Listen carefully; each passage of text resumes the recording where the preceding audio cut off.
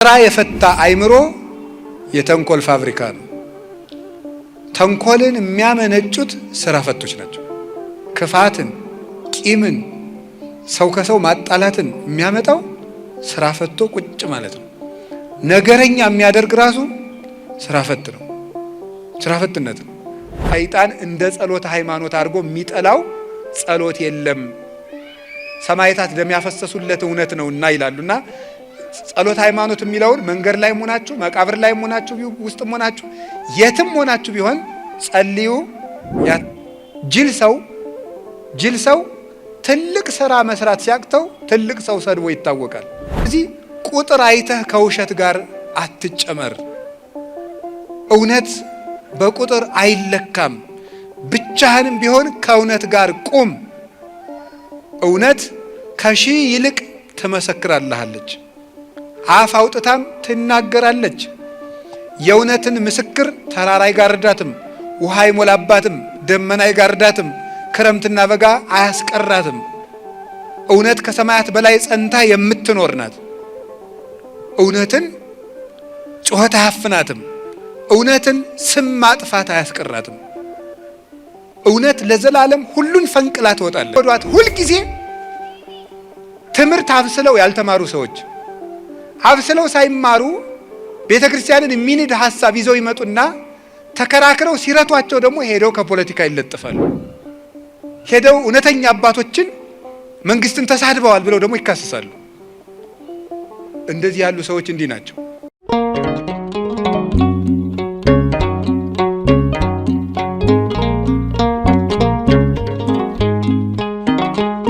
ጽድቅ ትመውእ ለዓለም፣ እውነት ለዘላለም ታሸንፋለች።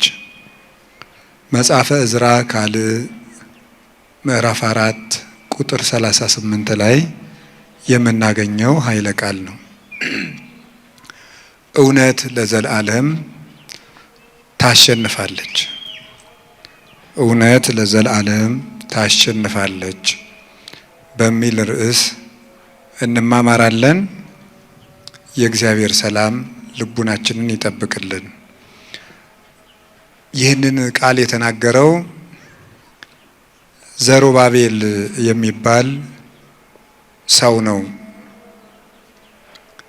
በብሉይ ኪዳን ዘመን ጌታችን መድኃኒታችን ኢየሱስ ክርስቶስ ከመወለዱ አስቀድሞ 518 ዓመታትን ቀደም ብሎ የነበረ ሰው ነው። ነገሩ የሚመጣው ከእስራኤላውያን ምርኮ ነው። እስራኤላውያን ጌታችን ከመወለዱ በፊት በ586 ዓመተ ዓለም ወደ ባቢሎን ተማርከው ሂደው ነበረ። 10ሩ ነገድ በሰሜን እስራኤል ሰማሪያ የነበሩት ወደ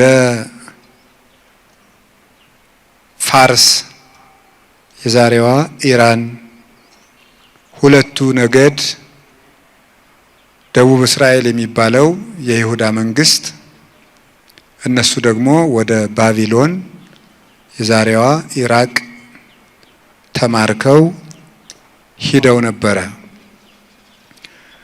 እስራኤል የእግዚአብሔር ምርጥ ወገኖች ናቸው።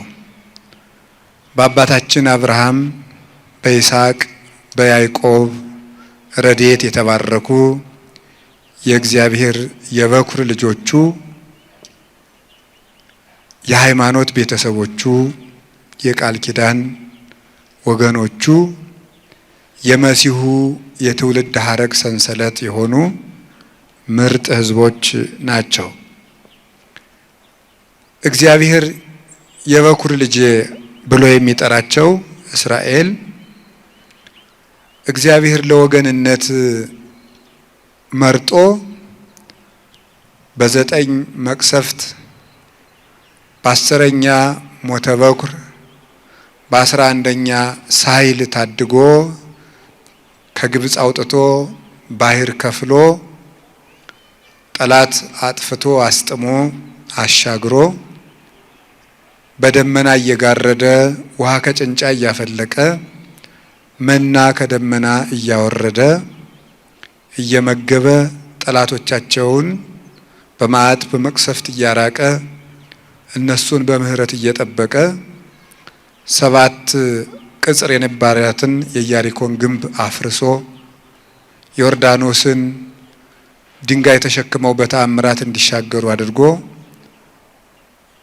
የረድኤት መገኛ የእግዚአብሔር የቸርነቱ ሀገር የምትሆን ከነዓንን አወረሳቸው። ነቢያትን ለትንቢት ላከላቸው። መቅደስ አነጸላቸው። የሚማጸኑበትን ታቦት ሰጣቸው። ቃል ኪዳኑን አክብሮ ርስቱን አብዝቶ ሰጣቸው። ቸርነቱን አበዛላቸው። በጠላቶቻቸው ላይ እንዲሰለጥኑና ድል እንዲነሱ ኃይል አስታጠቃቸው።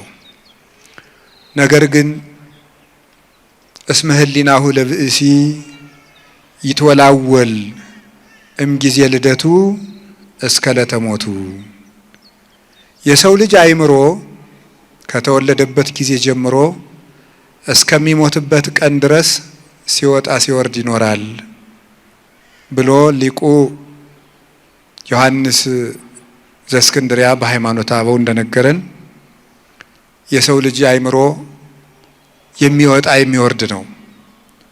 እረፍት የለውም። እግረ ብዙ ነው። እየተናገረ በጎኑ ያስባል፣ እያሰበም ይናገራል። አግኝቶ ይሰጋል፣ እየሰጋም ተስፋ ያደርጋል። የሰው ልጅ አእምሮ ብዙ ነው። ስለዚህ በህሊናው መጠን ኃጢአቱም እየበዛ ይመጣል። ህሊናም ማለት ሀሳብ ነው። ስለዚህ ሰው ስሁት ነው። እየሳቱ ቃል ኪዳኑን እያሳበሉ መቅደሱን እያረከሱ ጣዖት እያመለኩ ኃጢአትን እያዘወተሩ ቢያስቸግሩት አሳልፎ ሃይማኖት ለሌላቸው አሳልፎ ሰጣቸው። ፀሐይ ሙቀቷን የምንሞቃት በሩን እስከ ከፈትን ድረስ ነው። እግዚአብሔር ለኛ የሚያስፈልገውን ነገር የሚሰጠን ልቡናችን በተከፈተ መጠን ነው። ፀሐይን በራችንን ድርግም አድርገን ዘግተን ለምን አልሞቅሽንም ብለን ልንወቅሳት አይገባም። እኛ በራችንን አልከፈትንምና። በሩን እንደዘጋን ፀሐይ በቤታችን ሳትገባ ብትቀርና ሳይሞቀን ቢቀር የፀሐይ ችግር ነው አይባልም፣ የባለቤቶቹ ችግር ነው። እግዚአብሔር የምህረትና የጥበቃ ቃል ኪዳን ሰጥቶ ሕዝብ በዚያ ቃል ኪዳን ሳይጠቀምበት ቢቀር እግዚአብሔር ወገኖችን ረስተዋል አይባልም። ስለዚህ ጠላቶቻቸውን አሰልጥኖ እንዲያው መርቶ አምጥቶ አስማርኮ ወሰዳቸው። በዚያ 70 ዘመን ተገዝተው ንስሐ ከገቡ በኋላ እግዚአብሔር ከነሱ ወገን ጠላት የሚያጠፋ ንጉስ ባይኖር እንኳ የፋርሱን ንጉስ በባቢሎን ንጉስ ላይ አስነስቶ ቂሮስ የሚባለው የፋርስ ንጉስ ተነስቶ የባቢሎንን ንጉስ ብልጣሶርን ድል ነስቶ እስራኤል ወደ ሀገራቸው እንዲመለሱ ከ70 ዘመን ስደት በኋላ ፈቀደላቸው። በዚያ ዘመን ተማርከው ከሚኖሩ እስራኤላውያን ወጣቶች በንጉሱ ጠጅ አሳላፊነት ተመርጦ የነበረ አንድ ዘሩባቤል የሚባል ሰው ነበረ። ከነገስታት ወገን ነው ትውልዱ። ንጉሱ ምሳ አዘጋጅቶ መኳንንቱን መሳፍንቱን መግቦ ትንሽ እንቅልፍ አረፍ ብሎ ሳለ እነዚህ የጠጅ አሳላፊዎች ምሳሌ እንመስል ቃላት እናምጣና ምሳሌው የተወደደለት ሰው በንጉሱ ይሸለም ብለው ተነጋገሩ። አዲስ ሐሳብ እናምጣና ሐሳቡ የተወደደለት ሰው ንጉስ ይሸልመው ብለው አሰቡ። ሶስት ናቸው ወጣቶቹ ከዘሩባቤል ጋር ሶስት ሐሳቦችን አመጡ። አንደኛው የመወዳደሪያ ሐሳባቸው በዚህ ዓለም ላይ አሸናፊ ማን ነው የሚል ጥያቄን የሚመልስ ነው። በዚህ ዓለም ላይ አሸናፊ ማን ነው? እናንተም ይህን ጥያቄ ለራሳችሁ መጠየቅ ትችላላችሁ። በዚህ ዓለም ላይ አሸናፊ ማን ነው? እንዲህ ለው ሲጠይቁ አንደኛው አንድ ነገር አመጣ። በዚህ ዓለም ላይ አሸናፊው መጠጥ ነው አለ። በዚህ ዓለም ላይ አሸናፊው ወይን ነው አለ። እንደምንድን ነው ቢባል ዕውቀት የተከናወነለት አንደበቱ የረታለት አቃንቶ የሚናገር አዋቂ ሰው የተባለስ እንኳ ቢሆን መጠጥ በጠጣ ጊዜ ግን አንደበቱ ይታሰራል፣ ይላሻል፣ የማይረባ ነገርንም ይናገራል። ልበ ብርቱ የተባለው ሰው እገሌ አዋቂ ልባም ነው፣ ጥልቅ አርጎ የሚመክር ብልህ ነው የምንለው ሰው መጠጥ በጠጣ ጊዜ ምስጢሩን አውጥቶ ለሰው ሁሉ ዘርዝሮ ይናገራል። ብዙ ሰዎች ተረባርበው ገፍተው የማይጥሉት ሰው በጠጣ ጊዜ ግን በገዛ እግሩ ተጣልፎ ይወድቃል። ስለዚህ በዚህ ዓለም ላይ መጠጥ አሸናፊ ነው።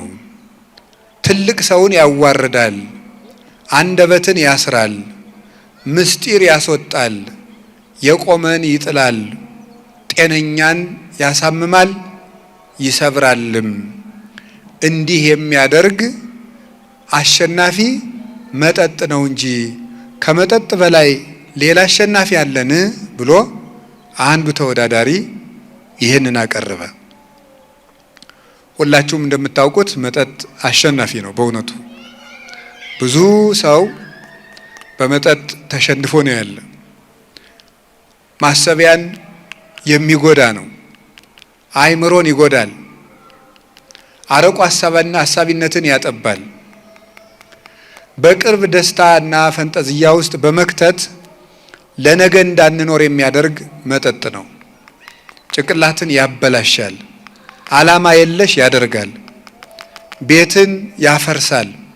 ትዳርን ይፈታል። ገንዘብን ያባክላል። በየሜዳው ይጥላል። ለአውሬ ለጠላት አሳልፎ ይሰጣል። መጠጥ ክፉ ነው። ክብርን የሚያስጥል ነገር ነው። ስለዚህ መጠጥ አሸናፊ ነው።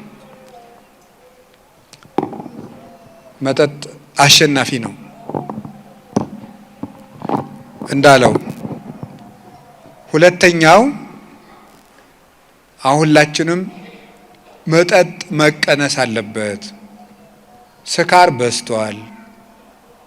እግዚአብሔር እንዳይሰማን እየሆንን ነው። ሀገራችን ያለንባት ሀገር ኢትዮጵያ በብዙ ፈተና ውስጥ እያለች እኛም እግዚአብሔርን ሰላም እንዲሰጠን እየለመንን፣ ነገር ግን ስካሩ ብዙ ነው። በነገር አረቂ የሰከረም ብዙ ነው። ያንንም የሚያስተምር ነው። ሁለተኛው በዚህ ዓለም ላይ አሸናፊው ንጉስ ነው አለ። ንጉስ አሸናፊ ነው። የወንድ መኳንንት የሴት ወይዘሮ ለንጉስ የማይገዛ የለም። የቆመውን ቁረጥ የወደቀውን ፍለጥ ብሎ ቢያዘው ለንጉስ የማይታዘዝ ለንጉስ የማይገብር የለም። ሰው 10-20 ዓመት ፈልጎ ያጣውን ነገር ንጉስ በፈለገ ጊዜ ግን በአንድ ቀን ያገኘዋል። ትልቁን ያዋርዳል፣ የተዋረደውን ይሾማል፣ ያከብራል። በዚህ ዓለም ላይ አሸናፊው ንጉስ ነው። የተሾመ ሰው አሸናፊ ነው። ወንበር ያለው ሰው አሸናፊ ነው። ጊዜ ያለው ሰው ያሸንፋል ብሎ ተናገረ። ዘሩባቤል ደግሞ የለም በዚህ ዓለም ላይ አሸናፊ እናንተ ያላችሁት አይደለም፣ ሁለት ናቸው ብሎ አቀረበ። አንደኛው ሴት ናት በዚህ ዓለም ላይ አሸናፊ። በዚህ ዓለም ላይ አሸናፊ ሴት ናት ብሎ ተናገረ። ለምንድን ነው ሴት አሸናፊ ናት ያልክ ቢሉት ምን ትልቅ ሰው ቢሆን እውቀት ከባለጸግነት አንድ አድርጎ የያዘ ሰው ቢሆን ወደ ሴት በቀረበ ጊዜ ልቡ የማይፈታ የለም። ማንም የማይደፍረውን ሰው ሴት ግን ትደፍረዋለች፣ ማለት ትሰድበዋለች፣ ትቆጣዋለች። ለዚህ ምስክሩ ንጉሱን ብዙ ሰው እየሰገደለት፣ ንግስቲቱ ግን መጥታ በጥፊ ትመታዋለች። አክሊሉን ከራሱ ላይ አንስታ ወስዳ ፀጉሯ ላይ ደፍታ ትጫወተዋለች። ለምን እንዲህ አደረግሽ ብሎ ቢቆጣት ደግሞ ቀድማ አኩርፋ ትቀመጣለች። ንጉሱ ተከትሎ ሄዶ አባብሎ ለምኖ ይታረቃታል። ሰው እድሜ ዘመኑን የለፋበትን ገንዘብ ለእናት ለአባቱ ሳይሰጥ ለሚያገባት ሴት አስረክቦ ቁጭ ይላል።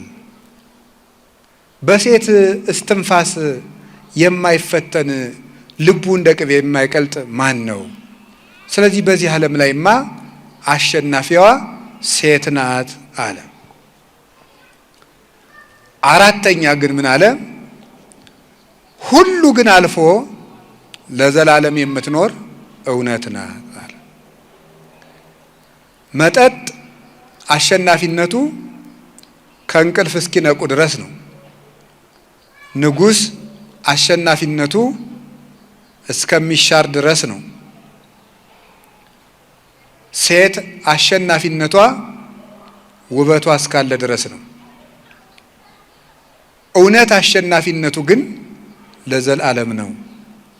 ስለዚህ ከሁሉ በላይ አሸንፎ የማይሻር ውበቱ የማይጠወልግ ስልጣኑ የማይሻር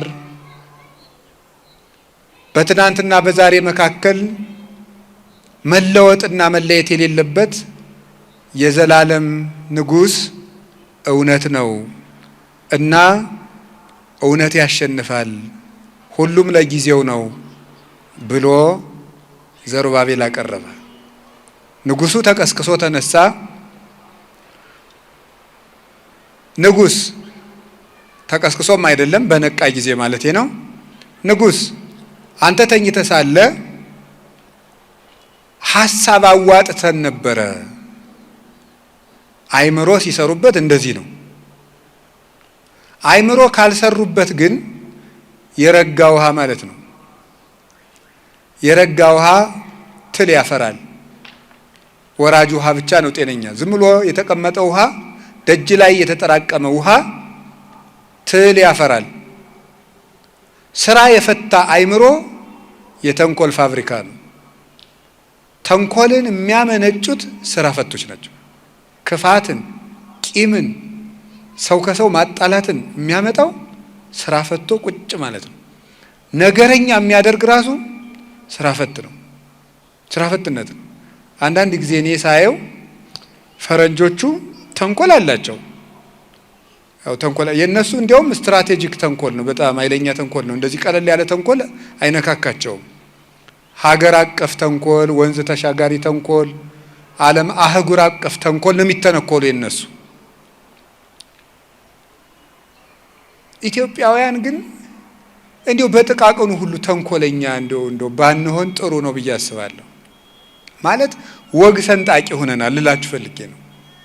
ነገር ሰንጣቂና ያንዱ ስራ ፈት ስለሆነን ይመስለኛል።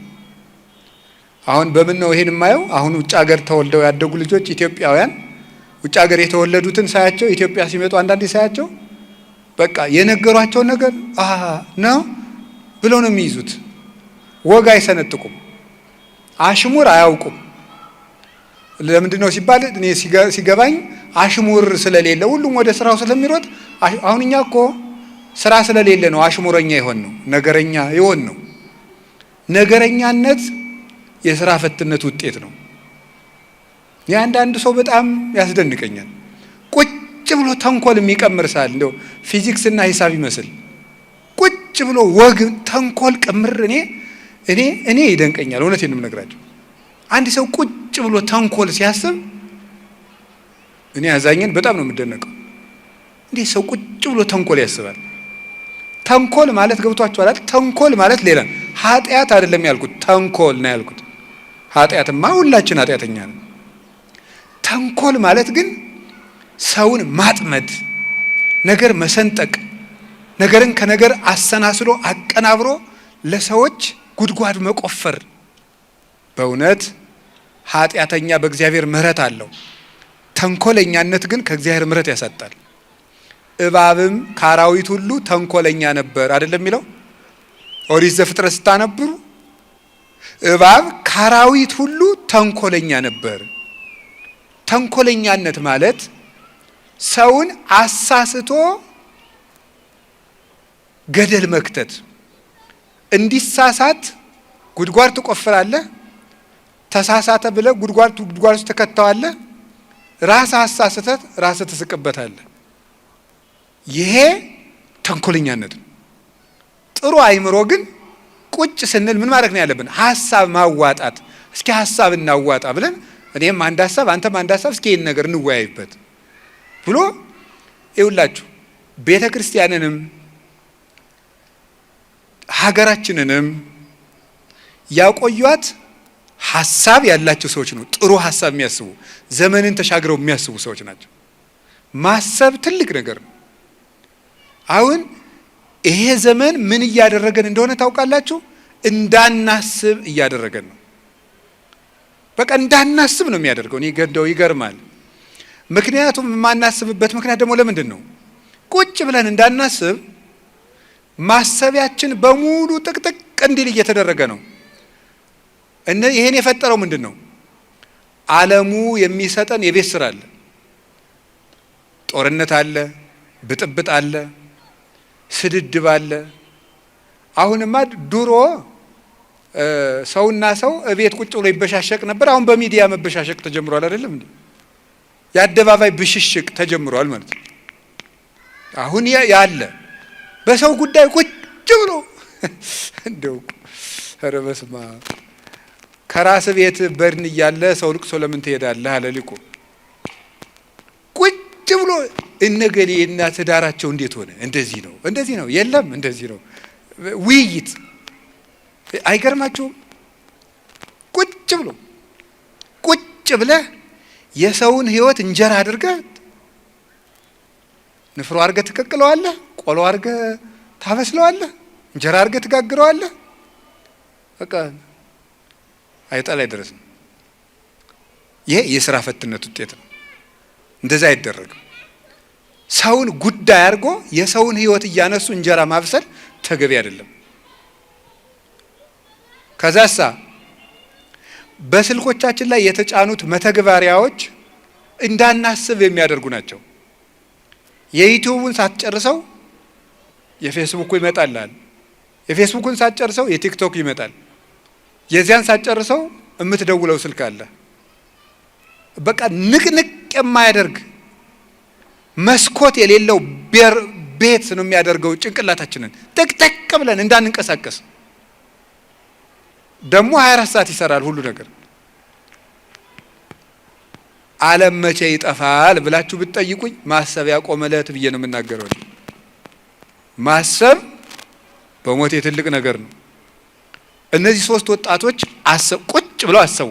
በስደት ሀገር ሆነው ሀገር በሌለበት በባቢሎን ሄደው ሀገራቸውን አጠው፣ መቅደሳቸው ፈርሶ፣ አባቶቻቸው ጠፍተው፣ ርስታቸው ተወርሶ፣ ታሪካቸው ተረስቶ ስደት ሀገር ሆነው እስኪ ሀሳብ እናዋጣ አሉ። ሁላችንም ሀሳብ አዋተን ራሳችንም ሰውንም ለማዳን ነው መጣር ያለብን። ሀሳባቸው ተመረመረ፣ ሀሳባቸውን አቀረቡ። ፉክክርም የለባቸውም። እኔ ያልኩት ይሁንም አላሉም። ሁላችንም የራሳችንን እናቅርብ፣ የተሻለ ሀሳብ ያለው ሰው ይሸለም አሉ። ሀሳባቸውን አቀረቡ። ይሄን ገበያ ምን ያንጫጫዋል ተብሎ ቢጠየቁ አሉ አንድ አባት እበልጥ አልበለጥ አሉ። አሁን ግን የተሻለ ሀሳብ ያለው ሰው የሚሰማ ሳይሆን መንጫጫት ነው ዝም ብሎ። ማዳመጥ ጥሩ ነገር ነው። ከዚያ በኋላ ሀሳባቸውን አቀረቡ። እኔ እንደዚህ ነው ታሪኩን መልሼ በማብራራት ጊዜያችሁን መፍጀት ስለማልፈልግ ነው። መጽሐፍ ቅዱሱ ይከልሰዋል። እኔ ወይን ያሸንፋል ያልኩ በዚህ ምክንያት ነው። እኔ ንጉሥ ያሸንፋል ያልኩ በዚህ ምክንያት ነው። እኔ ሴት ታሸንፋለች ያልኩኝ በዚህ ምክንያት ነው። እውነት ያሸንፋል ያልኩ ግን እውነት በቁጥር አይለካም። እውነት ዘመን አይሽረውም። እውነት ፊት አይቶ አያዳላም። እውነት ለዘላለም ይኖራል። እውነት ከእድሜ በላይ ነው። እውነት ከባለጸግነት በላይ ነው። እውነት ከሀብት በላይ ነው። እውነት ከውበት በላይ ነው። እውነት ከወንበርና ከስልጣን በላይ ነው ብዬ ነው ብሎ አቀረበ። ምን እንዳደርግልህ ትፈልጋለህ አለው። የአባቶቼ መቃብር እንዲሰራ እፈልጋለሁ አለው። ዘሩባቤልን አንግሶ ሕዝብህን ይዘህ ወደ ኢየሩሳሌም ግባ ብሎት ዘውዱን ደፍቶ የሰባ ዘመኑን የምርኮ ቀንበር ሰብሮ የእውነት ልጅ ዘሩባቤል እስራኤልን ይዞ ኢየሩሳሌም ገባ እላቸዋለሁ። እውነት ያሸንፋል። እውነት ለማሸነፉም መጠጥ ያሉም እዛው ቀር አላሸነፉም። ንጉሥ ያሉም አላሸነፉም። ሴት ያሉም አላሸነፉም። እውነት ያለው ግን ቀንበር ሰብሮ ሀገሩ ገባ። ያ ማለት በዚህ ዓለም ላይ ትውልድን የሚያሽመደምዱ ሶስት ነገሮች አሉ ማለት ነው። አንደኛው የሹመት ፍላጎት፣ ሁለተኛው የምቾት ፍላጎት፣ ሶስተኛው የስጋ ፍላጎት ናቸው። እነዚህን ዞር ብሎ ሳያቸው ከእውነት ጋር የቆመ ግን ለዘላለም ያሸንፋል። እውነት ተባባሪ አትፈልግም። ለእውነት ሰራዊት የላትም። እውነት ቦታ አትመርጥም። እውነት ቀን አትመርጥም፣ ጊዜም የላትም። በጊዜ አትገደብም። እውነት በልብ ከተማ የምትኖር ናት። እውነትን ጭብጫቧ አይሾማትም፣ ጭብጫቧ አያወርዳትም። እውነት በአይምሮ ከተማ ነግሳ ትኖራለች። የእውነት መንበሯ ንጹሕ ልብ ነው። ስለዚህ እውነት ለዘላለም ታሸንፋለች። እውነት ብቻዋን ቆማ ከዓለም በላይ ትከበራለች። ለምንድን ነው እንደዚህ ያልኩት ብትሉ ሁለት ሶስት ነገሮችን ልነግራችሁ ፈልጌ ነው። ስለ እውነት በትንቢተ ዳንኤል ምዕራፍ 13 የምናገኘው አንድ ታሪክ አለ። እሱን ነግራችኋለሁ። እውነት ብቻዋን ታሸንፋለች። ብቻዋን ሶስና የምትባል ሴት ታውቃላችሁ። ታሪኩን በደንብ በፍጥነት ለመናገር ልሞክር። እንደ ስብከት አድርጌ አልተርከውም። ቶሎ ለመጨረስ ነው የምሞክረው። ሶስና እጅግ የተከበረች ባለትዳር ናት። ይህች ሰው እግዚአብሔርን የምትፈራ ሰው ናት። ከዕለታት በአንድ ቀን በአጸድ ውስጥ ገብታ ስትታጠብ ሁለት ለገዛ ፍላጎታቸው የሚፈልጓት የአይሁድ መምህራን በቀትር ሰዓት ሂደው ፈቃዳችንን ፈጽሚልን፣ የማትፈጽሚልን ከሆነ በዝሙት አገኘናት፣ ከባሏ ላይ ስታመነዝር አገኘናት ብለን ለእስራኤል እንከስሻለን። እኛ ደግሞ በሕዝቡ ያለንን ተቀባይነት ታውቂያለሽ። እንደዚያ ከሆነ ሕዝቡ በድንጋይ ወግሮ አንቺን መግደሉ ነው አለ። እንግዲህ በእግዚአብሔር እጅ ከሚፈረድብኝ እናንተ የፈለጋችሁትን ብታደርጉብኝ ይሻለኛል፣ እኔ ፈቃዳችሁን አልፈጽምም ማለት ነው። ተሰሚነታቸውን ተጠቅመው እነዚህ ሁለት የአይሁድ መምህራን ይህችን ሴት ከባሏ በላይ ስታመነዝር በቀትር ሰዓት አገኘናት ብለው ተናገሩ። በአጠቃላይ አይላፈ እስራኤል ተሰብስበው በድንጋይ ትወገር ትወገር ትወገር ትወገር። ለምን? ማስረጃ ያቀረቡት በጣም የማይጠረጠሩ ሰዎች ስለሆኑ ማለት ነው። ትወገር ተባለ። እንግዲህ የአንድ ሀገር ሕዝብ አሁን ለምሳሌ የአዲስ አበባ ሕዝብ በሙሉ ትወገር ቢላት እንዲህ ምን ይመስላችኋል? እድናለሁ ብላችሁ ታስባላችሁ? ቢያንስ እንደው 3-4 ሰው እንኳን ለሽምግልና ቢተርፍ ጥሩ ነው። ሀገር በሙሉ ይወገር ቢላችሁ እድናለሁ ትላላችሁ? እውነት ብቻዋን ትቆማለች። ከዛ ምን አደረገ? እሷ ልቧ አልተፈታም። የእስራኤል አምላክ የእውነት ዳኛ አንተ እንደ ፍርድ ፍረድልኝ ያለች ጸልያለች። በእስራኤል ሴቶች ራሳቸውን መከናነብ ክብር ነው። ይቺ ወራዳ ክብር የላትምና ክንብንቧን ታውርድ አሉ። በውስጣቸው ግን ውበቷን መጥገብ ፈልገው ነው ይላሉ የቤተ ክርስቲያን ሊቃውንት፣ ያዋረዱ መስለው። ከዚያ በኋላ እግዚአብሔር ቸር ነው። እውነት አይመሽባትም። እውነት ብትዘገይም አትቀርም። ዳንኤል የሚባል ነቢዩ ዳንኤል ከመካከላቸው ተነሳ። እኔ ከዚች ሴት ደም ንጹሕ ነኝ አለ። ና ማእከሌነ እስመ እግዚአብሔር አልሐቀከ፣ እግዚአብሔር አንተን በመካከላችን ታላቅ አድርጎሃልና ና በመካከላችን ፍረድ አሉት። የእውነት ኃይሏ ሺዎች እየጮሁ የአንድ ሰው ጩኸት የ1000 ሰው ጩኸትን ዝም እንዲል አደረጋቸው። ግርም ነው ያለው የሚያደርገው።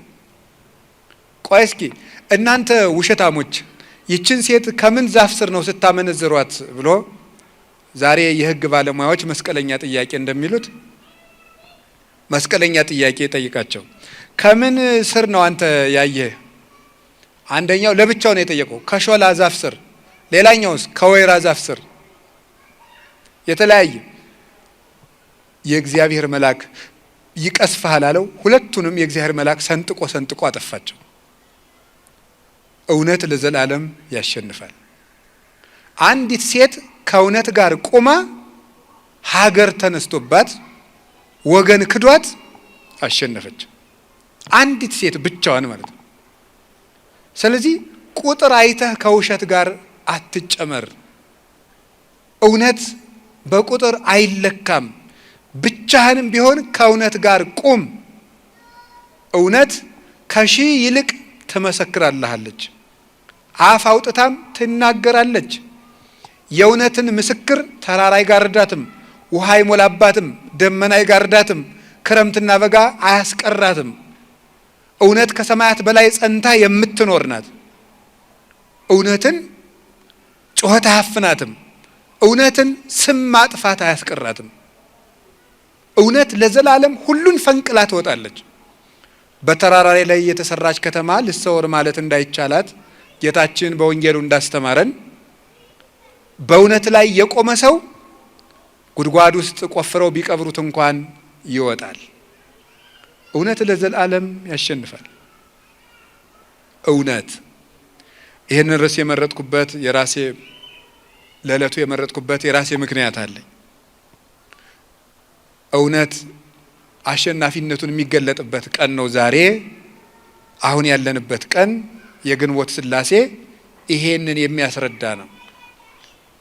ለምንድነው ስትሉኝ ዛሬ ቅዱስ አትናቴዎስ ሐዋርያዊ እረፍቱ ነው። ቅዱስ አትናቴዎስ ሐዋርያዊ በ325 ዓመተ ምህረት የመጀመሪያውን የቤተ ክርስቲያን ዓለም አቀፍ ጉባኤ የጸሎተ ሃይማኖት አንቀጽ ያረቀቀ ለ47 ዓመት በፓትርያርክነት ተቀምጦ ለግማሽ ክፍለ ዘመን ያህል የቤተ ክርስቲያንን አደራ የተሸከመ የእውነት ምሰሶ ነበረ ቅዱስ አትናቴዎስ። እሱ ብቻውን ነበር የሚሮጠው፣ ብቻውን። ይገርማችኋል እኮ ቅዱስ አትናቴዎስ የተጠራው ከአረማዊ ቤተሰብ ነው። ክርስቲያን ካልሆኑ ቤተሰቦች ክርስቲያን ካልሆኑ ቤተሰቦቹ ክርስቲያን አይደሉም። የክርስቲያንን ልጆች እርስ በርሳቸው ሲጨዋወቱ አንዱ ጳጳስ አንዱ ምእመን እየሆኑ ይጫወታሉ። ያንን ሲጨዋወቱ እሱም ከጨዋታችሁ አስገቡኝ አላቸው። አንተ የክርስቲያን ልጅ አይደለም፣ እኛ የክርስቲያን ልጅ ሕፃናት ናቸው፣ የክርስቲያን ልጅ ነን፣ እንዴት አንተ ከኛ ጋር ጨዋታ ትጫወታለህ ይሉታል። በቃ እንደናንተ ክርስቲያን ሆናለሁ፣ ከጨዋታችሁ አስገቡኝ አላቸው። የሕፃናት ጨዋታ ነው።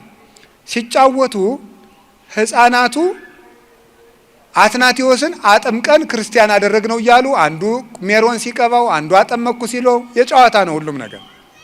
እንደዚያ ሲሉ በዘመኑ የነበረው የእስክንድርያ ሊቀ ጳጳስ እለእስክንድሮስ ደረሰ። ቆሞ ተመለከታቸው። አባታችን እነዚህን ሕፃናት ምን ቁም ነገር አገኝባቸዋለሁ ብለህ ነው የምትሰማቸው አሉት። እግዚአብሔር በዚህ ሕፃን ላይ ያሳደረውን መንፈስ ቅዱስ አታውቁም፣ ከኔ ቀጥሎ ፓትርያርክነት የሚሾም ይህ ነው ብሎ ትንቢት ተናግሮ ይዞት ሄደ። በደንብ እያስተማረ መጻሕፍተ ብሉያትን መጻሕፍተ ሐዲሳትን እያስተማረ ዘመኑ የሚጠይቀውን በግሪኮ ሮማን ኢምፓየር ተስፋፍቶ የነበረውን የግሪክ ፍልስፍና ጥንቅቅ አድርጎ እንዲማር አደረገው። ለምን? እነ አሬዎስ የግሪክን ፍልስፍና እየተጠቀሙ በተለይ የአርስቶትልን ፍልስፍና እየተጠቀሙ የክርስቶስን የባህሪ አምላክነት ይክዱ ስለነበረ እሾህን በሾህ እንዲያወጡት ፍልስፍና ተማርኩ ያለን ሰው በፍልስፍናው መንገድ ለመርታት ፍልስፍናን ጥንቅቅ አድርጎ ተምሮ የዘመኑን የግሪክ ቋንቋ የቴዎሎጂ ተርምስ የሚባሉትን መሰረታዊ ቋንቋዎች አውቆ በንጽህና በቅድስና ተሸልሞ በእለእስክንድሮስ ቤት አደገ። ከሃዲው አሬዎስ ኢየሱስ ክርስቶስ ያልነበረበት ዘመን ነበር ወይም አልነበረም። አልቦ አመይሃሎ እሱ አልነበረም። ኢየሱስ ክርስቶስ የእግዚአብሔር የመጀመሪያው ፍጡር ነው። ኢየሱስ ክርስቶስ ከአብ ጋር አንድ ባህሪ አይደለም። እንደዚህ አይነት ሶስት ክህደቶችን ይዞ አሬዎስ ሲነሳ በኒቄያ ጉባኤ እንዲደረግ በዘመኑ የነበረው ንጉሥ ቆስጠንጢኖስ አዘዘ። ኒቄያ የምትባለው ዛሬ ኢዝኒክ ትባላለች፣ ቱርክ ውስጥ ያለች ከተማ ናት። እዚያ ዓለም አቀፉ ጉባኤ የመጀመሪያው ጉባኤ ተጠራ። 318 በዓለም የነበሩ ሊቃነ ጳጳሳት በሙሉ ሄዱ። የቤተ ክርስቲያን መከፋፈልም አልነበረም። የዚያ ጊዜ ቤተ ክርስቲያን አንዲት ቤተ ክርስቲያን ናት። እዚያ ሲሄዱ ቅዱስ አትናቴዎስ ተገኘ። እነዚህን አሬዎስ እነዚህን ክደቶች ሲያቀርብ ኢየሱስ ክርስቶስ ቀዳማዊ አይደለም ባለ ጊዜ ቀዳማዊነቱን ተንትነው አስረዱ። ቀዳሚው ቃል በመጀመሪያ ቃል ነበር የሚለውን ዮሐንስ ወንጌል ምዕራፍ 1 ቁጥር 1 ያለውን መሰረት እያደረጉ ቃል በመጀመሪያ ነበር ስለሚል ከቃል ተለይቶ የሚኖር ልብ የለም፣ ከልብ ተለይቶ የሚኖር ቃል የለም። ወልድም ከአባቱ ተለይቶ አልኖረም። ወልድ የአብ ቃል ነው። ልብ ያለ ቃል እንደማይኖር አብም ያለ ቃል አልኖረም። ስለዚህ ወልድ በአብ ልብነት የነበረ ቀዳማዊ ቃል ነው አሉት። ዕብራውያን ምዕራፍ 1 ቁጥር 3 ያለውን አንስተው ዘውቱ ጸዳለ ስብሐቲሁ ስለ ኢየሱስ ክርስቶስ ሲናገር ቅዱስ ጳውሎስ እሱ የክብሩ ነጸብራቅ ነው። ሃይማኖታችሁን በደንብ ስሙ፣ እናንተም መማር አለባችሁ። አንዳንድ ጊዜ እግዚአብሔር ያበላል ያጠጣል የሚል ስብከት ብቻ አይደለም መስማት ያለባችሁ፣ መሰረታችሁንም ማወቅ አለባችሁ። ሃይማኖት ሲነገር እንቅልፍ መተኛት፣ እግዚአብሔር ጤና ይሰጣል እንጀራ ያበላል ሲሏችሁ እልል ማለት ይሄ ነውር ነው። በደንብ አድርጋችሁ ማወቅ አለባችሁ ሃይማኖታችሁን። ኢየሱስ ክርስቶስ ቀዳማዊ ቃል ነው። ቃል ነው። ቃል ደግሞ ሥጋ ሆኗል። ቃል ደግሞ እግዚአብሔር ነው። ቃል በልብ እንደሚኖር ወልድ በአብ ኖሯል። ከአብ ተለይቶ የኖረበት ዘመን የለም። የወለዱ አብ እምድኅረ ዘመን አብ ኑሮ የወለደው አይደለም። አልቦቱ ጥንት መጀመሪያ አልነበረውም። እሱ ቀዳማዊ ነው። ዕብራውያን ምዕራፍ 1 ቁጥር 3 ላይ እሱ የአብ የክብሩ ነጸብራቅ ነው፣ የአብ የክብሩ ጸዳል ነው፣ የአብ የክብሩ ብርሃን ነው አለው። ይህ ማለት ተመልከቱ፣ ነጸብራቅ ጸዳል የምንለው ከፀሐይ ወጥቶ እኛ ላይ የሚያርፈውን በተለምዶ ጨረር ብለን የምንጠራው ነው። እሱ ነጸብራቅ የፀሐይ ጸዳል ይባላል። ይህ ጸዳል እኛ ላይ መጥቶ ሲያርፍ ከፀሐይ ከክብ አካሏ ተለይቶ አይደለም፣ ተለይቶ የኖረበት ጊዜ የለም። ከክቡ ጋር አብሮ እንዳለ እዚህ እኛም መጥቶ ያሞቃል፣ ያበራል። እንደዚህም ሁሉ ወልድ የአብ ብርሃን ነው፣ የአብ ጸዳል ነው ማለት ጸዳል ወይም ነጸብራቅ ከፀሐይ ክበብ ሳይለይ እንደኖረ ወልድም ከአባቱ ሳይለይ የኖረ ነው። ወልድ ያለዚያ ጸዳል አብ ብቻውን አልነበረም። አብ ማለት አባት ማለት ነው። አባት የአብ ደግሞ አብነቱ ቀድሞ የነበረ ነው። ወልድን ኑሮ ወለደው ካልን ግን አብም አብ የሆነ ኖሮ ነው ማለት ነው። ምክንያቱም ያለ ልጅ አባት የሚባል የለምና። ስለዚህ ክርስቶስ ዓለማት ሳይፈጠሩ በአብ ክብር የነበረ ነው። እሱም ከአባቱ ጋር አንድ ነው። ኩሉ ዘቦላቡ የዚአየ ውእቱ ዮሐንስ ወንጌል ምዕራፍ 16 ቁጥር 15 ላይ ለአባቴ የሆነው ሁሉ የኔ ነው ብሏል። ለአባቴ የሆነው ሁሉ የኔ ነው። ለአባቴ የሆነው ሁሉ የኔ ነው። ያዙ። ለአባቴ የሆነው ሁሉ የኔ ነው ማለት ምንድን ነው? የአብ ቀዳማዊነት የወልድ ቀዳማዊነት ነው። የአብ ሕያውነት የወልድ ሕያውነት ነው። የአብ ሕይወትነት የወልድ ሕይወትነት ነው። የአብ ምሉዕነት የወልድ ምሉዕነት ነው። የአብ ረቂቅነት የወልድ ረቂቅነት ነው። የአብ ሁሉን ቻይነት የወልድ ሁሉን ቻይነት ነው። የአብ ሁሉን አዋቂነት የወልድ ሁሉን አዋቂነት ነው። የአብ አይመረመሬነት የወልድም አይመረመሬነት ነው። አብ እንደማይመረመር ወልድም አይመረመርም። አልቦ ዘአምሮ ለአብ ዘእንበለ ወልድ ባሕቲቱ ወአልቦ ዘአምሮ ለወልድ ዘእንበለ አብ ባሕቲቱ። ከአብ በቀር ወልድን የሚያውቀው የለም፣ ከወልድም በቀር አብን የሚያውቀው የለም። የማቴዎስ ወንጌል ምዕራፍ 11 ላይ ሲናገር ከአብ በቀር ወልድን የሚያውቀው የለም፣ ከወልድም በቀር አብን የሚያውቀው የለም። ስለዚህ አብ እንደማይመረመር ወልድ አይመረመርም፣ ወልድ እንደማይመረመር አብ አይመረመርም። ወለዘፈቀደ ሎቱ ወልድ ይከስት ሎቱ፣ ወልድ ለፈቀደው ይገልጥለታል እንጂ። አንደኛ ቆሮንቶስ ምዕራፍ 2 ላይ ቅዱስ ጳውሎስ ደግሞ ሲናገር መኑ ያአምር ህሊናሁ ለእግዚአብሔር ዘእንበለ መንፈሱ ቅዱስ፣ የእግዚአብሔርን ህሊናውን ማን መርምሮ ያውቃል የባህሪ ህይወቱ ከሚሆን ከመንፈስ ቅዱስ በቀር ብሎ እንደተናገረ መንፈስ ቅዱስ የመንፈስ ቅዱስ ረቂቅነት የአብ የወልድ ነው። የወልድ ረቂቅነት የአብ የመንፈስ ቅዱስ ነው። የአብ ረቂቅነት የወልድና የመንፈስ ቅዱስ ነው። በዚህ ርቀት የኖረ ነው። ወልድ ቀዳማዊ ነው። ከአባቱ ጋር አንድ ነው። በከመ ይሁቦሙ አብ ሕይወተ ለፍቁራኒሁ ከማሁ ወልድኒ ይሁቦሙ ሕይወተ ለፍቁራኒሁ። አብ ለወደዳቸው ሕይወትን እንደሚሰጥ ወልድም እንዲሁ ለወደዳቸው ሕይወትን ይሰጣል። ከማያክብርዎ ሰብ ለወልድ ዘከማያከብርዎ ለአብ። ሰዎች ሁሉ አብን ባከበሩበት ክብር ወልድን ያከብሩት ዘንድ አብ ሕይወትን እንደሚሰጥ ወልድም ሕይወትን ይሰጣል። የዮሐንስ ወንጌል ምዕራፍ 5 ላይ ስታነቡት እንዲህ ይላል። ሕይወት እግዚአብሔር ነው። በኦሪት ዘዳግም እንደተናገረ አነ እቀትል ወሐዩ ቀስፍ ይወሳል አልወዛ ያመስጥ ምዴ፣ እኔ ገርፋለሁ፣ እኔ አቆስላለሁ፣ እኔ ፈውሳለሁ፣ እኔ ገላለሁ፣ እኔ አድናለሁ፣ ከጄ የሚያመልጥ የለም፣ ማዳንና መግደል የኔ ስልጣን ነው ይላል የሰራዊት ጌታ እግዚአብሔር። እንዲህ ነው የሚለው። እግዚአብሔር ሕይወት ነው። እግዚአብሔር ሕይወት ነው። ክርስቶስ ደግሞ የዮሐንስ ወንጌል ምዕራፍ 11 ቁጥር 25 ላይ ምን አለ? አነ ውእቱ ትንሣኤ ወሕይወት፣ እኔ ትንሣኤና ሕይወት ነኝ አለ። እግዚአብሔር ቅዱስ ዳዊት እግዚአብሔር ብርሃኔና መድኃኒቴ ነው አለ። እግዚአብሔር ያበርሊተ ወያድኅነኒ ምንትኑ ያፈራሃኒ አለ። እግዚአብሔር ብርሃኔና መድኃኒቴ ነው። መዝሙር 26 ቁጥር 1 ላይ የዮሐንስ ወንጌል ምዕራፍ 8 ቁጥር 12 ላይ አነ ውእቱ ብርሃኑ ለዓለም ዘይተለወኒ ይርአያ ለጽልመት አላ ይረክብ ብርሃነ ሕይወት፣ እኔ የዓለሙ ሁሉ ብርሃን ነኝ፣ እኔን የሚከተለኝ ከቶ ጨለማን አያይም ለዘላለም ሕይወትን ያገኛል እንጂ ብሎ ነው የነገረኝ ጌታ። ስለዚህ ክርስቶስ ከአባቱ ጋር አንድ ነው። አባ ሰባሃኒ በስብሐቲከ ዘሃሎ ምስሌከ እምቅድመ ይትፈጠር ዓለም። አባት ወይ ካንተ ጋር ዓለም ሳይፈጠር በነበረኝ ክብር ግለጠኝ፣ የኔን ክብር ግለጥ አለ።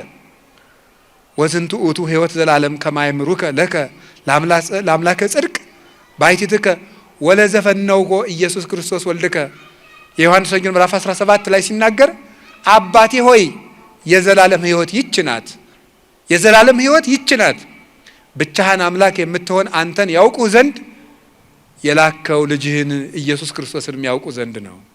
እንግዲህ የዘላለም ሕይወት አብን በማወቅና ወልድን በማወቅ የሚገኝ ከሆነ የዘላለም ሕይወት በአንድ አምላክ ይሰጣል እንጂ በዋና አምላክና በተከታይ አምላክ የሚሰጥ አይደለም። አምላክም አንድ ነው፣ ሕይወት ሰጭም አንድ ነው። እንደዚያ ከሆነ አብን ማወቅ ሕይወት ከሆነ ወልድንም ማወቅ ሕይወት ከሆነ ሕይወት ደግሞ ለዓለም ያለው አንድ ነውና አንድ ሕይወት አለውና ለዓለም ያ አንድ ሕይወት እሱ ከአባቱ ከመንፈስ ቅዱስ ጋር ሩይ በመለኮቱ የሚሆን አንድ የባህሪ ጌታ ኢየሱስ ክርስቶስ ነው። አንደኛ ዮሐንስ ምዕራፍ 5 ቁጥር 20 ላይ እንዲህ ይላል ቅዱስ ዮሐንስ በመልእክቱ ሲናገር ንነሰ ነአምን ከመ መጽአ ወልደ እግዚአብሔር ወሀበነ ልበ ከመ ናእምሮ ለእግዚአብሔር በጽድቅ፣ እኛ ግን የእግዚአብሔር ልጅ እንደመጣ እግዚአብሔርንም እናውቅ ዘንድ ልቡናን እንደሰጠን እናውቃለን። ወሀለውነ በአሚን በወልደ እግዚአብሔር ዘውእቱ ዘበአማን እግዚአብሔር፣ አንድያ ልጅ በሚሆን በእግዚአብሔር ልጅ በኢየሱስ ክርስቶስ በማመን ጸንተን ይሄው እንኖራለን፣ እሱም ለዘላለሙ እውነተኛ አምላክ ነው ይላል። ስለዚህ ኢየሱስ ክርስቶስ ከአባቱ ጋር አንድ ነው። እኔና አብ አንድ ነን። ዘሬ ኪያየ ርዮ ላቡዬ፣ አባቴን ያየ እኔን አየ። አብን ማየት እንዴት ወልድን ማየት ከሆነ ወልድን ማየት አብን ማየት ከሆነ አብ ከወልድ ልዩ ነውን? አይደለም። አብ ከወልድ አንድ ነው፣ ከመንፈስ ቅዱስም አንድ ነው። በስላሴያቸው ንነሰ ኢንበው ውስተ ከፊለ መንግስት፣ እኛ የስላሴን መንግስት ወደ መክፈል አንገባም፣ ስላሴን በአንዲት መንግስት እናውቃቸዋለን። በትንቢተ ኢሳይያስ ምዕራፍ 6 ቁጥር 3 ላይ እንደተነገረ ቅዱስ ቅዱስ ቅዱስ እግዚአብሔር ጸባዖት ፍጹም ሙሉ ሰማያት ወምድረ ቅዱሳት ስብሐቲከ ተብሎ እንደተጻፈው ቅዱስ ስለ አብ፣ ቅዱስ ስለ ወልድ፣ ቅዱስ ስለ መንፈስ ቅዱስ እግዚአብሔር ጸባዖት ስለ አንድ ጌትነታቸው ተብሎ የተነገረ ነው። እንዲህ አድርገው አርዮስን ተከራክረው ረድተዋል። ወልድ ቀዳማዊ ነው፣ ወልድ ከአባቱ ጋር አንድ ነው፣ ወልድ ፍጡር አይደለም፣ ዓለማትን የፈጠረ ነው። ወቦቱ ኩሉ ኮነ ወዘእንበሌሁሰ አልቦ ዘኮነ ወይምንትኒም ዘኮነ ወዘሂ ኮነ በእንቲአሁ ቦቱ ሕይወት ውእቱ። በእርሱ ሁሉ ሆነ፣ ያለ እርሱ ምንም የሆነ የለም። የተፈጠረው ሁሉ በእሱ ፈቃድ የተፈጠረ ነው። በእሱ የተፈጠረው ፍጥረት ሁሉ ሕይወት ነው። እሱ እውነተኛ ብርሃን ነው ተብሎ ዮሐንስ እንደነገረን። ስለዚህ የፍጥረታት ሕይወት ነው ክርስቶስ። ቅዱስ አትናቴዎስ ስለዚህ ጉዳይ ሲናገር ለአርዮስ መልስ በሰጠው ጊዜ እንግዲህ ክርስቶስ ከፍጡራን እንዳንዱ ከሆነ የጠፋውን ልፈልግ መጣሁ እንደምን ይላል? በማቴዎስ ወንጌል ምዕራፍ 18 ላይ እስመ መጽአ ወልደ እጓለ እመሕያው ከመ ይስስ ወያድኅን ዘተሃጉለ፣ የእግዚአብሔር ልጅ የሰው ልጅ ኢየሱስ ክርስቶስ የጠፋውን ሊፈልግና ሊያድን መጥቷልና ይላል።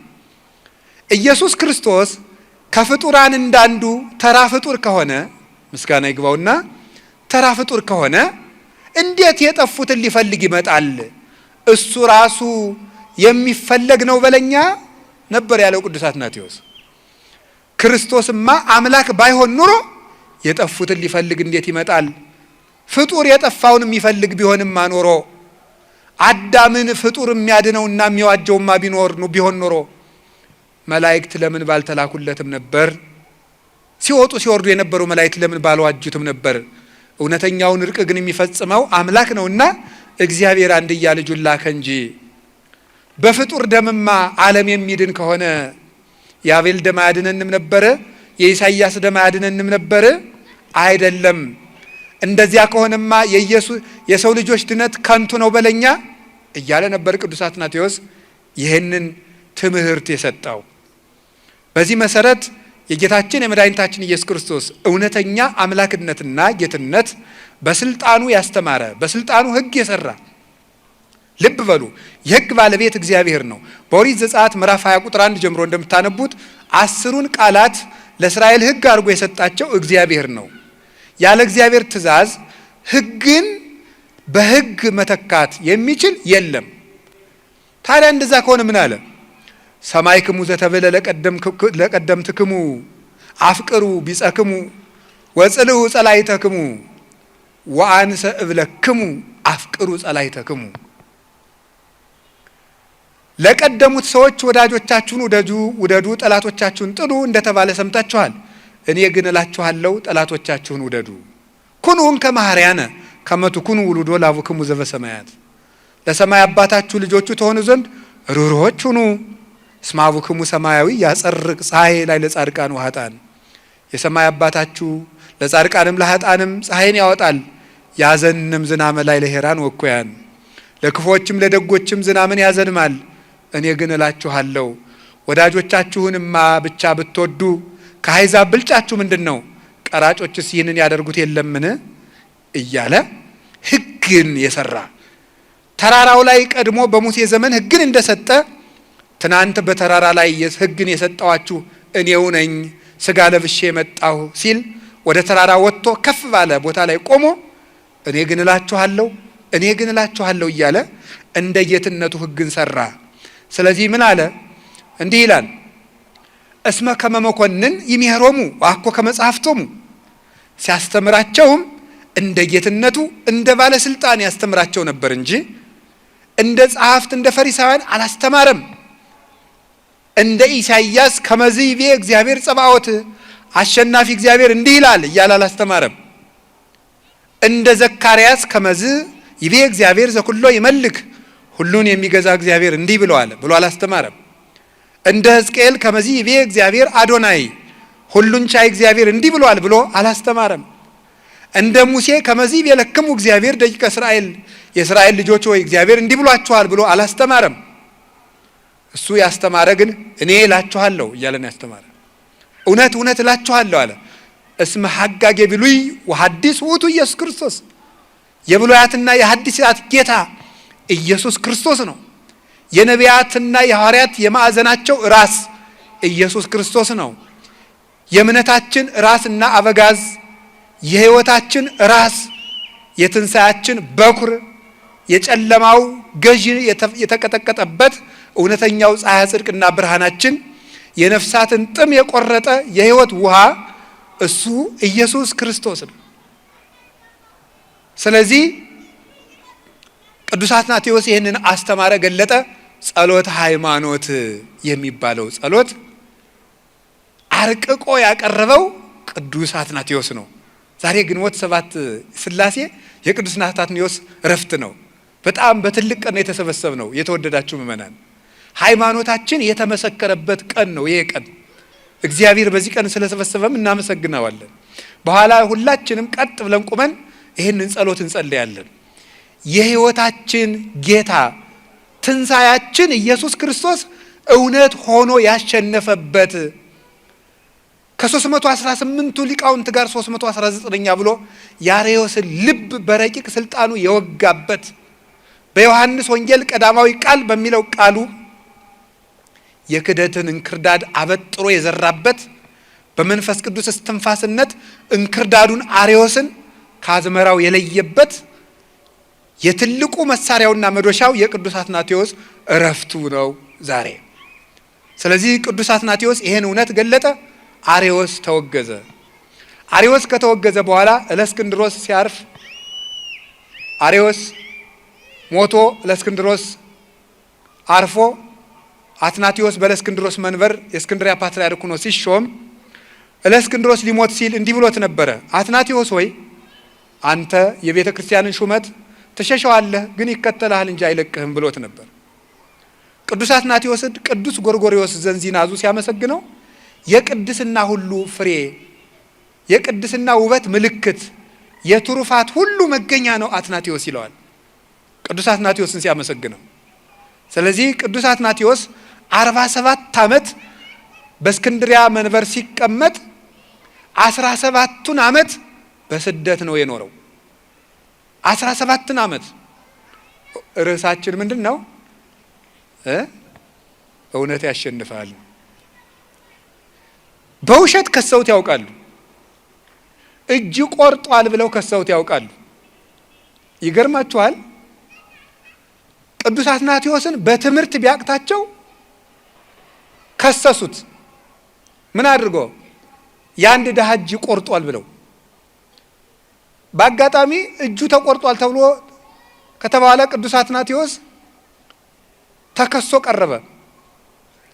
ይገርማችኋል፣ የሰው እጅ ተቆርጧል ተብሎ የታሰበው ሰውዬ በአጋጣሚ ለሌላ ጉዳይ በጉባኤው ተገኘ። ቅረብ አሉት። ምን ቆርጧል ነው ያላችሁኝ? አለ ቅዱስ አትናቴዎስ። እጅ። ምን ቆርጧል ነው ያላችሁኝ? እጅ። የቆረጥኩት ሰው ስሙ ማን ይባላል? እገሌ። የውሸት የምንፍቅና የክደት ጳጳሳት ተሰብስበው ነው እንደዛ የሚያደርጉት። ምንድን ነው የቆረጥኩት? እጅ። አየ፣ ጅል ሰው ትልቅ ስራ መስራት ሲያቅተው ትልቅ ሰው ሰድቦ ይታወቃል። የጅል ሰው አካሄድ እንደዚህ ነው። ጅል አያርጋችሁ እግዚአብሔር። ጅል በጣም ጥሩ። ጅል ማለት ምን ማለት ነው ተብሎ ቢጠየቅ መልሱ ምንድን ነው? ጅል ማለት ነው። አንድ ጸሐፊ ምን ብሎ ያነበብኩት መጽሐፍ ነው። ጅል ምንድን ነው ትሉኝ እንደሆነ አለ። ዓለማዊ መጽሐፍ ነው፣ እዚህ ኢትዮጵያ ውስጥ የተጻፈ መጽሐፍ ነው። የመጽሐፉን ርዕስ አልናገርም ማስታወቂያ እንዳይሆንብኝ እና እንግዲህ ዓለማዊ መጽሐፍ ስናነብ የሚጣልም የሚያያዝም ነገር ስላለው እና ጅል ምንድን ነው ትለኝ እንደሆነ ጅል ማለት ወደ ኋላም ወደፊትም የማይል ነው ይላል። ማለት የሰውየውን ጽሑፍ እኔ ስረዳው ነገም የማይገባው ትናንትም የማይገባው ማለት ነው።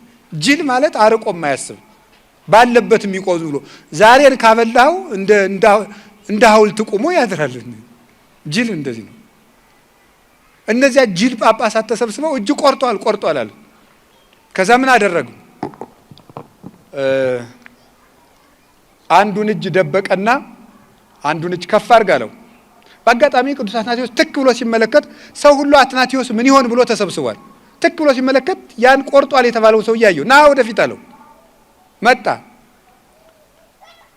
ቀኝ እጅን አንሳ አለው። አወጣ እና የታለ የቆረጥኩት ሲባል ሌላኛው እጁን አለ። ይሄኛውን እጁን ሰውሮታል። ይሄኛውን እጅ ብድግ አደረገና ቅዱስ አትናቴዎስ እንግዲህ የቆረጥኩት ሶስተኛውን እጅ ነው ብሎ ተናገራቸው። እውነት ያሸንፋል። ተሰብስበው በውሸት ያንን ምሰሶ ያንን የክፍለ ዘመን ብርሃን ያንን የቤተ ክርስቲያን ኮከብ ብቻውን 50 ዓመት የቆመ አምድ ነበር ቅዱስ አትናቴዎስ ብቻውን። ከእውነት ጋር ከሆኑ ግን አንድ ሆኖ ብዙነት ነው። ሄደና ይሄን መሰከረ። ንጉሱን እንግዲህ ታውቃላችሁ፣ ከሚስት ውጭ የተወለደ ሰው ስድብ አለው አይደል? ቃሉን ባንናገረው ይሻላል መሰል የሚሰደብበት። ከሚስት ውጭ የተወለደ ልጅ እንደዛ ነው። በሀገራችን ከሚስት ውጭ የተወለደ ሰው ጳጳስ አይሆንም ነበር። ታውቃላችሁ አይደል? ከሌላ ሚስት የተወለደ ሰው አይሾምም። እስከ ብዙ ጊዜ ፓትርያርክ አይሆንም ነበር። እሱ ብቻ አይደለም፣ ቄስ መሆን አይችልም። ከሌላ ሚስት የተወለደ ህጋዊ ከሆነ ባለትዳር ያልተወለደ ሰው ቄስ መሆን አይችልም። ስርዓተ ቤተክርስቲያን ይከለክላል። አሁን የቄሶችን እናት አባት ደግሞ ምርመራ እንዳትገቡ። የኢትዮጵያ ምዕመናን እኮ የሰው ኃጢአት ለማጽናት አርኪኦሎጂስቶች እኮ ናችሁ እናንተ ጀግኖች። አይ ምን እሱ ውስጥ እንዳትገቡ። አሁን ንጉሱ ቆስጠንጢኖስ በዚያ መንገድ እንዳልተወለደ አጥንተው አትናቴዎስን በእውቀት ቢሉ በስም ማጥፋት ቢሉ በኃጢአት ቢሉ አልገኝ ቢላቸው ምን ብለው ተናገሩ መሰላችሁ? ንጉሱን ከሚስቱ ውጭ የተወለደ ነው ብሎ ተሳድቧል ብለው ለንጉስ ከሰሱት። ከእስክንድሪያ ወደ ሮም ስንዴ ግብር እንዳይላክ አድርጓል፣ የመንግስትን መንበር እየነቀነቀ ነው ብለው ከሰሱት። አቅም ሲያቅትህ ወይ ወደ ውሸት ትጠጋለህ ወይ ወደ ፖለቲካ ትጠጋለህ። እንደዚህ ነው። በጣም ችግር እኮ ነው። የሃይማኖት አባት ከሆንክ ሃይማኖትን ብቻ ይዘህ ትቆማለህ። በሃይማኖት ድል ትነሳለህ። እስመ ሰብ ለእከዩ ሃይማኖት ያለብሳ፣ ሰው ክፋቱን ሃይማኖት ያለብሳታል ይላል ኢትዮጵያውያን ሊቃውንት። ሰው ክፋቱን ሃይማኖት ያለብሳታል።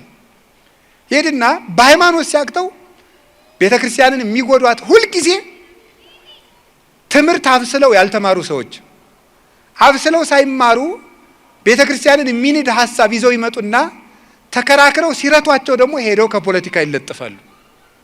ሄደው እውነተኛ አባቶችን መንግስትን ተሳድበዋል ብለው ደግሞ ይካሰሳሉ። እንደዚህ ያሉ ሰዎች እንዲህ ናቸው። ቅዱስ አትናቴዎስ ተሰደደ። ልላችሁ የፈለግኩት ያ ሁሉ ዘመን አብቅቶ ያ ሁሉ ግፍ አብቅቶ በገዳማት ተሰዶ ተንከራቶ አርዮሳዊ ጊዮርጊስ የሚባል ደግሞ ተሹሞ እጅግ ተንኮለኛ የሆነ እንግዲህ ታውቃላችሁ ቅዱስ አትናቴዎስ የምን ለኢትዮጵያ ቤተክርስቲያን ትልቅ ባለውለታዋ ነው። የኢትዮጵያውያን የመጀመሪያውን ጳጳስ አቡነ ሰላማ ከሳቴ ብርሃንን የሾመልን ቅዱስ አትናቴዎስ ነው። ታውቃላችሁ ቅዱስ አትናቴዎስ ነው የኢትዮጵያውን የመጀመሪያውን ጳጳስ ሾሞ የሰደደልን አቡነ ሰላማ ከሳቴ ብርሃን። አቡነ ሰላማ ከሳቴ ብርሃን ተሾመው ኢትዮጵያ ከመጡ በኋላ ቅዱስ አትናቴዎስ በነገረ ሰሪዎች ምክንያት ለንጉሱ በተሰራ ነገር ስራ ያለበደሉ ተሰዶ በግዞት በሄደበት ወቅት አርዮሳዊ ጊዮርጊስ የሚባል ጳጳስ ተሾሞ ነበረ።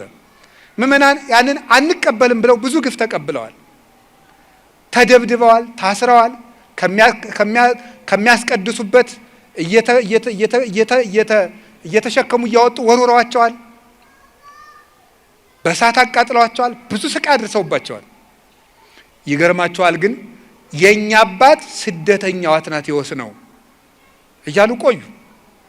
የትንሣኤ ዕለት ታስሮና ተሰዶ ባለበት የሚልክላቸውን ደብዳቤ እያነበቡ ምእመናን ቤተክርስቲያናቸውን ጠበቁ። አክሱም የነበሩት የሀገራችን ነገስታት አብርሃና ወአጽብሃ እነዚያ ነገስታት በዘመኑ የነበረው ንጉስ በተለይ ቆስጠንጢኖስ ካረፈ በኋላ የሮማ ንጉስ ወይም የባዛንታይን መንግስት የሚባለው ከሁለት ተከፍሎ ምስራቅ ሮማ እና ምዕራብ ሮማ ተብሎ ተከፍሎ ነበርና አንደኛው ገዢ ቅዱስ አትናቴዎስ በጣም የሚጠላ ነበር። አንደኛው ቁንስጣዲዮስ የሚባለው የቆስጠንጢኖስ ልጅ እሱ ለአብርሃና ወአጽብሃ ለኢትዮጵያ ነገስታት ሰላማ ከሳቴ ብርሃን የምትሉት ውሸት ነው፣ እውነተኛውን ሃይማኖት የያዘው ጊዮርጊስ ነው። ስለዚህ አትናቴዎስ ውሸታም ነው። አትናቴዎስ ስለሾመው የእናንተ ጳጳስም ትክክል አይደለም።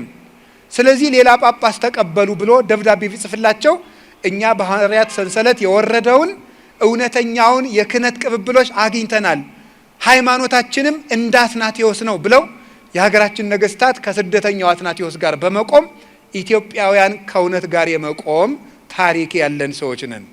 ቅዱስ አትናቴዎስ ሲመለስ ቤተ ክርስቲያን ከቅዱስ አትናቴዎስ መንበር ጋር ቀጠለች እና መጨረሻ ላይ ቅዱስ አትናቴዎስ ይሄ ሁሉ ስደቱ አብቅቶ ረፍት አድርጎ ቤተ ክርስቲያንን አገልግሎ በእውነት ቃል እነዚያ ሁሉ ጠላቶቹ ጠፍተው እንግዲህ አርዮስም እንደተባለው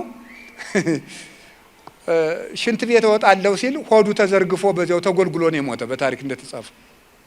አንድ አርዮሳዊ ባለጸጋ ግን እንደው የህዝብ ሽንት ቤት አድርጎ ሰርቶበታል ይባላል። የአርዮስ አንጀት የተዘረገፈበትን ያው እንግዲህ ጅል ሰው የህዝብ ሽንት ቤት ይሆናል ማለት ነው። እዛ ሁሉ የህዝብ መጸዳጃ ሆኖ ቀረ አርዮስ። ፖለቲካ ተጠግቶ ቤተክርስቲያንን ሲበድል የነበረው አርዮስ እንዲያ ሆነ። ሀገር ቤተክርስቲያን ለሀገር ትጸልያለች፣ ቤተክርስቲያን ለመንግስት ትጸልያለች። ግን ሃይማኖታዊ አባት ፖለቲካና ሃይማኖትን መቀላቀል የለበትም። የእግዚአብሔር መንግስት አገልጋይ የሆነ ሰው የእግዚአብሔር መንግስት ይሰብካል። ይሄ ሰው አርዮስ ግን እየሄደ ከዘመኑ ነገስታት እየተጠጋ ቤተክርስቲያንን ሲበድል ሲያሰቃይ ኖረ። ቅዱስ አትናቴዎስ ግን ከቤተክርስቲያን ነግሶ ኖረ። እንዲያውም አባቶቻችን በትውፊት እንደሚነግሩን ከቅዱስ ጳውሎስ መቃብር ሄዶ ሰላም እና ከቅዱስ ጴጥሮስ ሰላም ለክሙ ሐዋርያት ይሁን ለክርስቶስ የክርስቶስ ሐዋርያት ጴጥሮስ እና ጳውሎስ ሰላም ለእናንተ ይሁን ብሎ ሲናገር ከመቃብራቸው ላንተም ሐዋርያ መባል ይገባሃል ብለው የሚል ቃል በእግዚአብሔር ታምራት ከመቃብራቸው ተሰምቶለታል። ስለዚህ አትናቴዎስ ሐዋርያዊ የሚባለው ብቻውን እንደው ምን ይባላል?